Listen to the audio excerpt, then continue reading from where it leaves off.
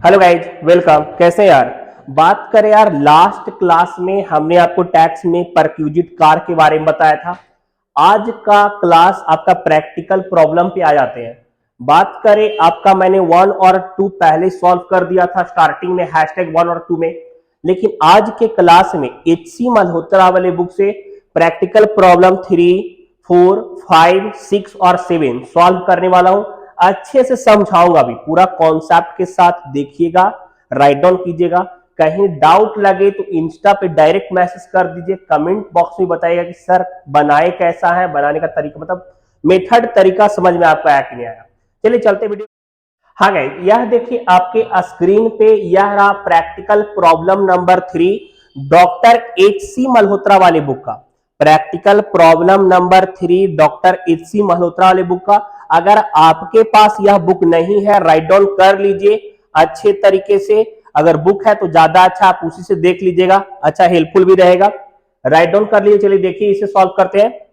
हाँ गए, देखिएगा बच्चे, बात करें, यह मैंने 3 practical problem number 3 HC Malhotra वाले बुक से मतलब सॉल्व किया है। समझाते चलता हूं। देखिए, श्री राम जो थे वह एक इलाहाबाद में कहीं काम कर रहे थे, ठीक है, और उन्होंने अलग अलग कंपनी में काम किया था। मतलब एक्स लिमिटेड में 6 मंथ का, बाई लिमिटेड में 4 मंथ का और जेड लिमिटेड में 2 मंथ का काम किया था, ठीक है। अब आपके क्वेश्चन में दिया हुआ था, हमने आपको HRA हाउस रेंट अलाउंस में पढ़ाया था क्या चीज, कि सैलरी बराबर होता है बेसिक पे प्लस डियरनेस पे प्लस कमीशन ऑन सेल, इससे हमारा सैलरी निकलता है। साथ साथ हमने आपको बताया था कि HRA receive house rent allowance receive rent paid over 10% of salary, अब 40% ऑफ सैलरी, इन दोनों में से जो कम रहता था वो HRA से माइनस होता था और वही टैक्सेबल वैल्यू आपका HRA का निकलता था, और आपको वही निकालना भी इस क्वेश्चन में। तो यहाँ पे मिस्टर राम जो थे, उन्होंने एक्स कंपनी में काम किया था, मतलब 6 मंथ तक, 3000 बेसिक पे था, 6 मंथ तक उन्होंने काम किया था, टोटल 18,000 का उनका बेसिक पे हो गया। क्लियर? दूसरा, डियरनेस पे 250 पर मंथ था, 6 मंथ तक मिला तो 1500 रुपया। कमीशन ऑन सेल नहीं दिया हुआ था, तो मतलब मिस्टर राम का एक्स कंपनी से टोटल उन्होंने 19,500 का सैलरी मिला। सैलरी कितना हो जाएगा? 19,500 का। यहाँ पे बाई लिमिटेड में 4 मंथ काम किए थे तो 4,000 पर मंथ था, 4 मंथ तक काम किए तो 16,000 हो गया। और कमीशन था यहाँ पे सेल के बेसिस पे, सेल आपके क्वेश्चन में 1 लाख का दिया हुआ था और 5% कमीशन था, तो 1 लाख का 5% 5,000 हो गया। टोटल 21,000 बाई लिमिटेड से सैलरी हो गई, ठीक है। जेड लिमिटेड के बारे में बात करें तो 8,000 पर मंथ इनको मिला था, सॉरी बेसिक पे, और टोटल 16,000 का था। तो यह मैंने सबसे पहला काम सैलरी निकाल दिया, जो आपका टैक्सेबल HRA निकालने के लिए बहुत ज्यादा जरूरी है। फ्रॉम एक्स लिमिटेड से उनका सैलरी, बाई लिमिटेड से और जेड लिमिटेड से यह आ गया। क्लियर? अब टैक्सेबल HRA के बारे में बात करते हैं। तो सबसे पहले एक्स लिमिटेड से बात करते हैं। एक्स लिमिटेड के द्वारा उनका HRA रिसीव हो रहा था 6,000 रुपया, ठीक है। दूसरा, rent paid over 10% of salary, तो रेंट पेड कर रहे हैं उन्होंने 3,000 पर मंथ। आपके क्वेश्चन के लास्ट स्टेटमेंट में लिखा हुआ है कि 3,000 पेड कर रहे हो, हर जगह एक्स में भी, बाई में भी, जेड में भी। तो 3,000 पर मंथ पेड कर रहे थे वो, तो 3,000 इंटू 6 मंथ तक, 6 मंथ तक काम कर रहे थे ना एक्स में, तो 18,000 और minus 10% of salary. Salary sir यहाँ था 19,500, 10% 1950 हो गया। टोटल यहाँ पे 16,050 निकल गया। फिर 40% ऑफ सैलरी 7,800। अब इन दोनों में से कम कौन है? 7,800। तो यह 7,800 HRA से ज्यादा है ना, तो इस केस में आपका HRA नील हो जाएगा। जब आपका HRA हाउस रेंट अलाउंस से ज्यादा एग्जेम्पशंस रहेंगे तो वह आपका नील हो जाएगा। HRA क्या हो जाएगा? नील हो जाएगा। तो फर्स्ट ये आपका एक्स लिमिटेड से नील हो गया। दूसरा, बाई लिमिटेड में उन्होंने काम करा, सैलरी जहां पे हम लोग का 21,000 निकला था। क्लियर बचे? यहां पे HRA रिसीव 10,000 का था, rent paid over 10% of salary, तो rent paid 3,000 per month rent paid करते, 4 मंथ का 12,000 हो रहा था, और 10% ऑफ सैलरी 21,000 का 10% 2,100, तो यहाँ पे 9,900 निकल गया, rent paid over 10% of salary. अब 40% ऑफ सैलरी आपका 8,400 निकल गया, इसी का 21,000 का 40% 8,400, क्लियर। अब यहां पे इन दोनों में कम कौन दिख रहा है सर, कम दिख रहा है 8,400, तो वह टैक्सेबल HRA बराबर HRA जो रिसीव हो रहा है माइनस इन दोनों में जो कम वैल्यू है 8,400 माइनस कर दिए तो टैक्सेबल HRA बाई लिमिटेड से 1,600 का निकल गया, क्लियर। तीसरा देखिएगा बच्चे, जेड लिमिटेड में जहां पे आपके क्वेश्चन में यह भी कह रहा था कि 2 मंथ के आखिरी कार्य पद्धति में वह अपने घर में रहने चले गए थे। आप पढ़िए अच्छे से क्वेश्चन को, एक एक स्टेटमेंट इंपॉर्टेंट है। तो वह अपने घर में चले गए रहने के लिए, तो यहाँ पे HRA रिसीव उनका 6,000 हो रहा था, रेंट तो दे नहीं रहे थे, तो यह आपका नील हो गया, यहाँ पे क्या हो जाएगा नील। और यहाँ पे 40% ऑफ सैलरी, सैलरी 16,000 ही था, 40% 6,400 हो रहा था। इन दोनों में कम क्या है नील, नील ना यार कुछ नहीं वैल्यू उसका, तो 6,000 का 6,000 पूरा उनका टैक्सेबल हो जाएगा, 6,000 का 6,000 पूरा टैक्सेबल हो गया। फर्स्ट एक्स में नील हो गया HRA, सेकेंड वाले में टैक्सेबल HRA 1600 निकला और थर्ड वाले में टैक्सेबल HRA 6,000 निकल गया। आपसे यह पूछा था कि टोटल टैक्सेबल HRA क्या होगा, तो यहाँ पे टोटल टैक्सेबल HRA आप साइड में कहीं भी नीचे लिख सकते हैं यार, ठीक है, मैंने यहाँ पे लिख दिया मेंशन जगह के कारण से। तो यहाँ पे पहला यूनिट से तो नील ही था, 22 से उनका था आपका 1,600 रुपया टैक्सेबल और जेड से टैक्सेबल था आपका 6,000 का। टोटल आपका टैक्सेबल HRA आपका 7,600 का आ जाएगा, 7,600 का आ गया। यह आपका प्रैक्टिकल प्रॉब्लम नंबर 3 कंप्लीट हो गया। चलिए 4 नंबर में चलते हैं, ध्यान दीजिएगा। हाँ गाइस, यह देखिए प्रैक्टिकल प्रॉब्लम नंबर 4 आपके स्क्रीन पे यह रहा, राइट डाउन कर लीजिए। एचसी मल्होत्रा बुक से प्रैक्टिकल प्रॉब्लम नंबर 4 इसे सॉल्व करते, ध्यान दीजिएगा, राइट डाउन कर लीजिए। अगर आपके पास यह बुक नहीं है, कॉन्सेप्ट क्लियर होगा। यह भी आपका HRA का ही क्वेश्चन है, HRA फाइंड करना है, प्रैक्टिकल प्रॉब्लम नंबर 4। हाँ गाइस, यह आपका मैंने 4 नंबर बना दिया। मिस्टर मोहन का था जो कानपुर में रह रहे थे, क्लियर। अभी यहां देखिएगा आपका HRA दिया हुआ था 1,50,000, 1,50,000 HRA दिया हुआ था। कह रहा था rent paid over 10% of salary, तो यहां सैलरी निकालना जरूरी था ना, और सैलरी हमने यहां निकाला बेसिक पे प्लस डियरनेस पे, कमीशन नहीं दिया हुआ था, तो सैलरी हम लोग का 4 लाख निकल गया। सैलरी कितना निकल गया बच्चे, 4 लाख सैलरी निकल गया। तो यहाँ पे rent paid over 10% of salary, rent paid आपके क्वेश्चन में दिया हुआ है 1,80,000 का, और 10% ऑफ सैलरी यहाँ पे 4 लाख का 10% 40,000 होगा ना, तो यहाँ पे rent paid over 10% of salary हमारा 1,40,000 आ गया। और 40% ऑफ सैलरी तो 4 लाख का 40% 1,60,000। अब इन दोनों में जो कम है विच एवरेज लोअर, इन दोनों में कम कौन दिख रहा है 1,40,000, तो टैक्सेबल HRA बराबर क्या हो जाएगा 1,50,000 HRA हम लोग लिए, और जिसमें हमारा एग्जेम्प्ट वैल्यू जो कम था इन दोनों में हो जाएगा माइनस 1,40,000, तो टैक्सेबल HRA आपका 4 नंबर में 10,000 निकल गया। टैक्सेबल HRA कितना हो जाएगा 10,000, क्लियर। यह आप 4 नंबर राइट डाउन कीजिए। 5 नंबर की तरफ चलते, ध्यान सुनिए। 5 नंबर क्वेश्चन, अभी तक सिर्फ हम लोग HRA फाइंड कर रहे थे ना, 5 नंबर क्वेश्चन आपका टैक्सेबल सैलरी फाइंड आउट करना इंपॉर्टेंट भी है, अच्छे से देखिएगा। चलिए 5 नंबर की तरफ चलते हैं। हाँ गाइस, यह देखिए बच्चे आपका स्क्रीन पे प्रैक्टिकल प्रॉब्लम नंबर 5 है, थोड़ा अच्छे तरीके से अब तक का पहला क्वेश्चन जिसमें आपको टैक्सेबल सैलरी फाइंड आउट करना है, अच्छे तरीके से राइट डाउन कर लीजिए। 5 नंबर HC मल्होत्रा के बुक से इंपॉर्टेंट है क्वेश्चन यार, सारा सेशन हमारा इंपॉर्टेंट होगा और कॉन्सेप्ट के साथ बताएंगे, फास्ट नहीं चलूंगा, अच्छे से राइट डाउन कर लीजिए। इस क्वेश्चन को सॉल्व करते हैं। और हाँ, जो लोग बैठ करके वीडियो देख रहे हैं, पढ़ रहे हैं हमारे वीडियो से, उनसे रिक्वेस्ट है कि ज्यादा से ज्यादा फ्रेंड तक शेयर करें, मैक्सिमम लोगों को जोड़िए। आपसे थोड़ा ये उम्मीद लगा के रखते हैं और सेटिस्फैक्शन भी होता है, ठीक है। तो ज्यादा से ज्यादा लोगों को शेयर कीजिए कि सर का वीडियो देख लो, क्लास करने का जरूरत नहीं पड़ेगा, तुम्हारा पूरा कॉन्सेप्ट क्लियर हो जाएगा। चलिए ध्यान दीजिए, इसे सॉल्व करते हैं। हाँ यार, यहां देखिएगा 5 number practical problem mister Suresh का था। और देखिए एक बात याद कीजिए, आपने अगर यह वीडियो नहीं देखा है तो ये वीडियो जा करके देख लीजिएगा। क्यों? क्योंकि यार मेडिकल से रिलेटेड ना आपका सारा टर्म्स मैंने यहाँ पे बताया था।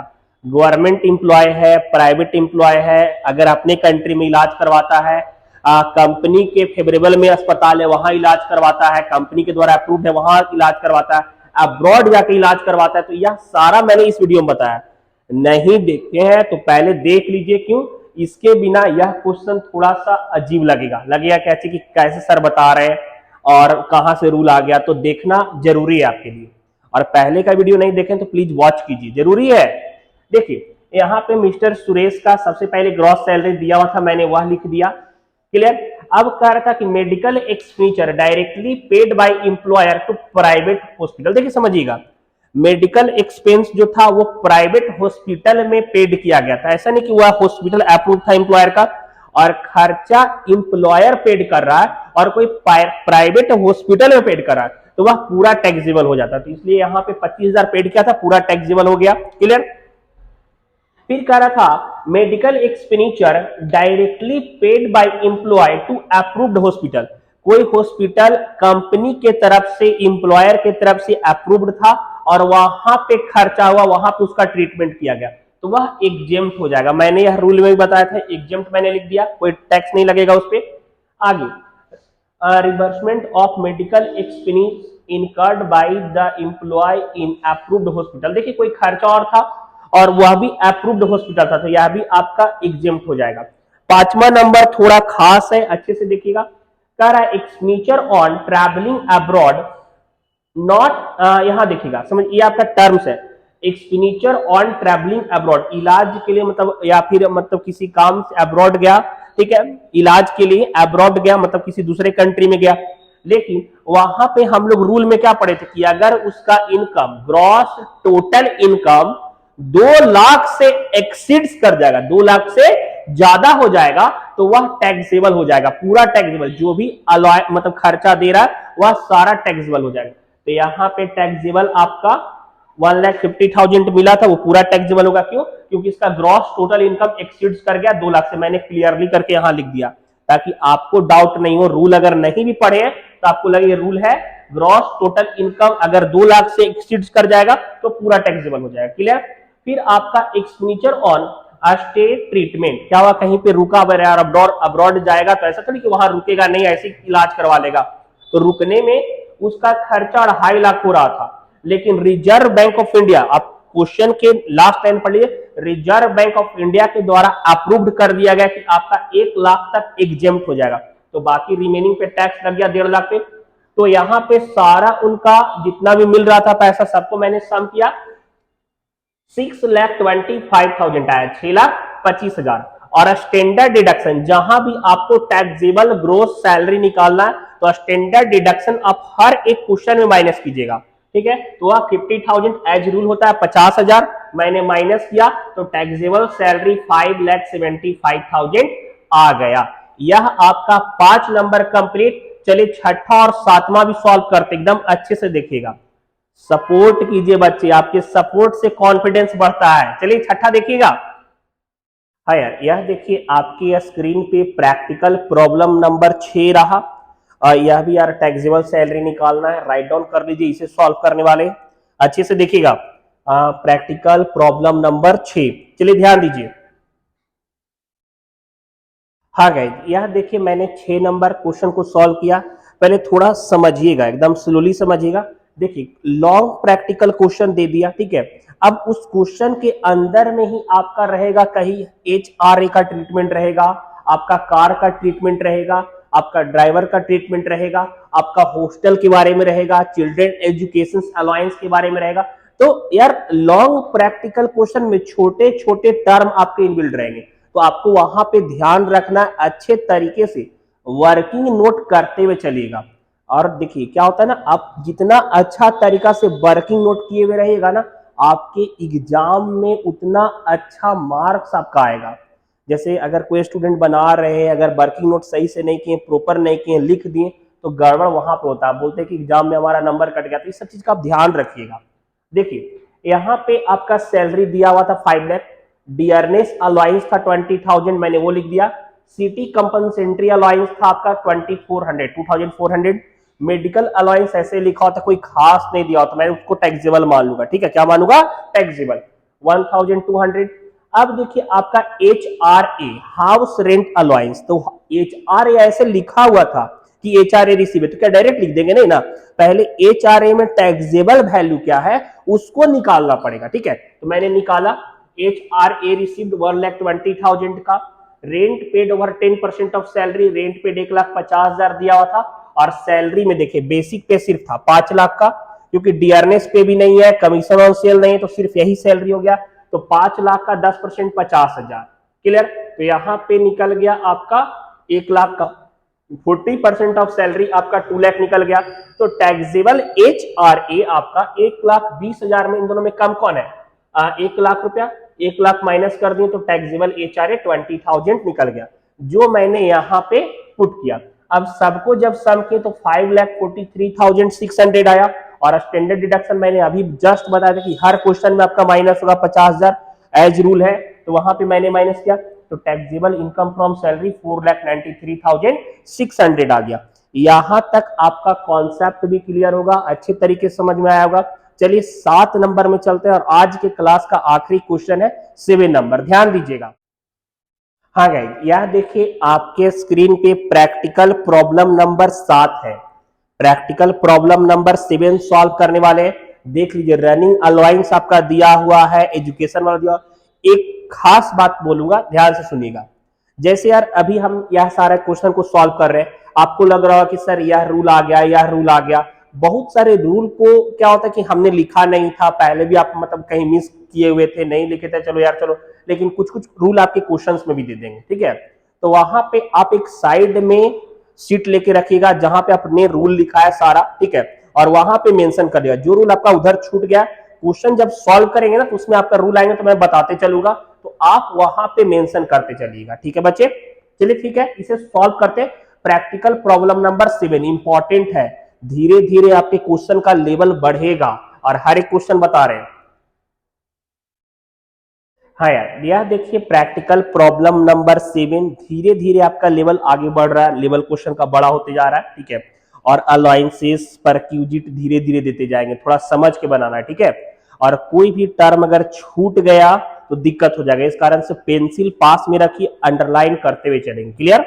देखिए यहाँ पे आपका श्री के रमन, मैंने ऊपर लिख दिया, इसलिए ऊपर लिख दिया क्योंकि ये गवर्नमेंट इंप्लॉय थे, इंजन ड्राइवर है, रेलवे डिपार्टमेंट में, गवर्नमेंट है ना। ठीक है, तो ध्यान रखना है सब चीज में। बेसिक पे उनको 15,000 पर मंथ मिल रहा था, 12 मंथ का 1,80,000। सर कोई दिक्कत नहीं, बाकी सब जैसा सेम है। ठीक है, डियरनेस पे मिल रहा था, वह भी सेम है, डियरनेस अलाउंस मिल रहा था, यह भी ठीक है। देखिए उनके बच्चे के लिए, एक बच्चे के लिए हॉस्टल अलाउंस मिल रहा था, और हॉस्टल में वह खर्चा कर रहे थे 800 पर मंथ। हॉस्टल में वो खर्चा कितना कर रहे थे? 800 पर मंथ वो अपने बच्चे के पीछे खर्चा कर रहे थे, लेकिन इंप्लॉयर के तरफ से उनको 500 पर मंथ मिल रहा था, तो 12 मंथ का टोटल उनको 6,000 मिला। ठीक है, लेकिन हमने रूल क्या पढ़ा था कि हॉस्टल अलाउंस 300 पर मंथ आपका एग्जेम्प्ट होता है, अप टू 2 चाइल्ड, लेकिन एक ही बच्चा का न मिल रहा था, तो 300 पर मंथ एग्जेम्प्ट होता है। 12 मंथ का टोटल एग्जेम्पशन 3,600 का हो जाएगा, तो यहां पे 2,400 हो जाएगा टैक्सेबल, कोई दिक्कत नहीं। आगे city compensatory allowance, city compensatory allowance CCA आपका 3,000 का दिया हुआ था। अब यूनिफॉर्म अलाउंस, यार रेलवे में इंजन ड्राइवर है और उनका यूनिफॉर्म के लिए उनको 4,800 रुपया मिला था। ठीक है, साल भर का मैं काउंट करके बता रहा हूं, 4,800 मिला, लेकिन वह पैसे का पूरा उपयोग वह मतलब इंप्लॉयर पर्पस के लिए किए, मतलब अपने बेनिफिट पर्सनल के लिए कुछ भी नहीं किए, तो यह पूरा एग्जेम्प्ट हो जाएगा। यह मैंने पहले भी आपके रूल में बता चुका था। ठीक है, आगे रनिंग अलाउंस के बारे में जानते हैं। ड्राइवर अगर है गवर्नमेंट में रनिंग अलाउंस मिलेगा, इसमें मैंने एग्जेम्पशंस भी लिखाया था, नहीं लिखे हैं वापस लिख लीजिए, इसलिए मैंने यहां पे वापस एक्सप्लेन कर दिया। देखिए रनिंग अलाउंस जितना मिल रहा है 16,500 मिल रहा था, तो एग्जेम्प्ट कहां तक होगा, यह आपके मन में सवाल। एग्जेम्प्ट देखिए ऑफ अलाउंस 70% ऑफ अलाउंस, मतलब जितना अलाउंस मिल रहा है, ठीक है, उसका 70% या 10,000 पर मंथ, 10,000 पर मंथ, जो दोनों में से कम होगा यह आपका एग्जेम्प्ट हो जाएगा, यह आपका क्या हो जाएगा, एग्जेम्प्ट हो जाएगा। क्लियर। तो यहाँ पे 16,500 में हम देखें 70% निकाल के, तो 70% आपका कम था। 70% क्या था, कम था भाई। 10,000 पर मंथ, तो 12 मंथ का 1,20,000 ज्यादा हो जा रहा था ना, तो 70% आपका कम हो रहा था। क्लियर। और 70% 11,550 आ रहा था, तो 16,500 में 11,550 हमने माइनस किया, तो हम लोग का 4950 टैक्सेबल हो जाएगा। 4950 क्या हो जाएगा, टैक्सेबल हो जाएगा। क्लियर। अब बात करें एजुकेशन अलाउंस दिया हुआ था, 2 बच्चे के लिए था, और यहां पे एम्प्लॉयर जो है वह 200 पर मंथ दे रहा था ईच हेड। 2 बच्चा था मतलब 400 रुपया मिल रहा था। कितना मिल रहा था, 400 रुपया। तो 12 मंथ का टोटल 4,800 मिला, 4,800 मिल रहा था। लेकिन चिल्ड्रन एजुकेशन अलाउंस में हमने क्या पढ़ा था कि 100 रुपया पर चाइल्ड अप टू 2 चाइल्ड तक एग्जेम्प्ट होता है, पढ़े थे ना। तो यहां पे आपका 100 रुपया पर चाइल्ड, और मतलब 12 मंथ का 1200, 2 बच्चा है तो 2400 एग्जेम्प्ट हो जाएगा। तो मतलब 4800 में 2400 मैंने एग्जेम्प्ट लिख दिया। कैसे, 100 रुपया पर चाइल्ड 12 मंथ के लिए और 2 बच्चे के लिए, तो 2 बच्चे के लिए यहाँ पे मतलब 2 बच्चा का मिल रहा था। हॉस्टल अलाउंस 1 बच्चा का मिला है, लेकिन चिल्ड्रन एजुकेशन अलाउंस 2 बच्चे दोनों के लिए मिला है, तो यहाँ पे आपका 2400 एग्जेम्प्ट हो जाएगा, 2400 टैक्सेबल हो जाएगा। क्लियर।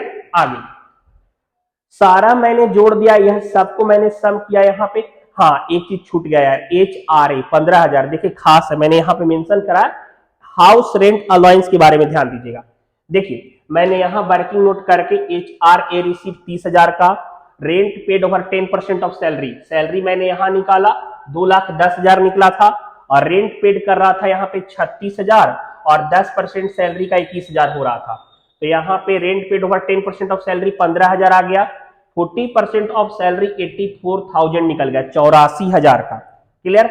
अब टैक्सेबल HRA, जितना HRA मिल रहा था और इन दोनों में जो कम है वो माइनस कर देंगे, 15,000 कम है, माइनस करके हमारा टैक्सेबल HRA 15,000 आ गया। तो टैक्सेबल HRA मैंने यहाँ पे 15,000 लिख दिए, कोई दिक्कत नहीं, समझ में आ रहा। अब जब सबको हमने सम करा बच्चे, तो हम लोग का 2,67,750 आ गया, 2,67,750 आ गया। अब यहाँ पे स्टैंडर्ड डिडक्शन जो एज रूल है 50,000, मैंने वो माइनस करा, तो टैक्सेबल इनकम फ्रॉम सैलरी 2,17,750 आ गया। क्लियर। यहां तक यह क्वेश्चन प्रैक्टिकल प्रॉब्लम नंबर 7 आपका कंप्लीट हो गया। अब आपके मन में यार अच्छे से इसको राइट डाउन कर लीजिए। एक रिक्वेस्ट है बच्चे, देखिए यार एफर्ट साथ ये आपके के लिए कर रहे हैं, ठीक है। बहुत सारा ऐसा गांव है, ऐसी जगह है जहां पे एजुकेशन का हब नहीं है, टीचर्स अवेलेबल भी नहीं है, और उन सारे बच्चे को भी ना पढ़ाई का जरूरत है। वो भी चाहते हैं कि हम कम बजट में, कम खर्च में हमारे पास सर्विसेज मिल जाए, हमें वह फैसिलिटी मिल जाए, हमें एक एक क्वेश्चन, एक एक डाउट, हमारा कॉन्सेप्ट क्लियर हो। तो काइंडली आपसे रिक्वेस्ट है कि अगर वीडियो को आप वॉच कर रहे हो और लग रहा है कि हाँ हमारा पढ़ाने का तरीका सटीक है, समझ में आ रहा है, अच्छा है, तो शेयर कीजिए, लाइक भी कीजिए। लाइक आप नहीं करते, वीडियो पे कमेंट भी करें, क्यों यार, अच्छा मतलब अगर लग रहा है तो रिस्पॉन्ड देना बनता है ना, इतना तो आपसे उम्मीद कर सकते हैं। तो रिस्पॉन्ड दीजिए, कमेंट बताइए कि कैसा वीडियो बन रहा है, आपको टॉपिक समझ में आ रही नहीं आ रही है, कैसा बन रहा है वीडियो। और अगर आपके मन में भी कोई सवाल है तो कमेंट में बताइए, मैं प्रॉपर रिप्लाई दूंगा। ठीक है, मिलेंगे नेक्स्ट क्लास में, बाय, सी यू।